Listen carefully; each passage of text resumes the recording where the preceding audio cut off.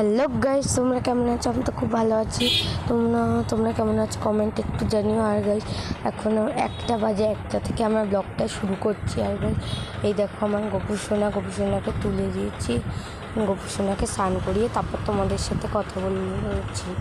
তো এখানে ব্লগটা দেখতে থাকো। আর এই যে মেরে পেয়ারি গোপুসোনা এখানে বসে আছে। আর সব ঠাকুরদেরও দেখিয়ে দিচ্ছি তোমাদের, তোমরা দেখো সব ঠাকুরদের।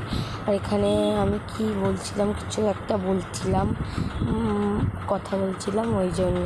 তো ওই জগন্নাথ আছে, আমার দিদি বাড়ি মশলানদুপুরে জগন্নাথ, ওখানে মশলানদুপুরে জগন্নাথ মন্দির আছে, ওখানে খুব বড় করে নাকি তো হয়, ওই জন্যে তো যাওয়ার ইচ্ছা আছে। আর এখানে দুপুরের লাঞ্চে আলু ভাজা, ডাল, পটলের তরকারি হয়েছিল। তো খেয়ে দিয়ে তারপরে ঘুমিয়ে পড়েছি, আর কোনো কথা হয়নি। তো গুড ইভিনিং, এখন চলে এসেছি বিকেলবেলা সন্ধ্যা দিতে। আর দুপুরবেলা খেয়ে দিয়ে কি ঘুমিয়ে পড়েছিলাম, এমন বলে তারপরে সন্ধ্যাটা দিতে বসেছি।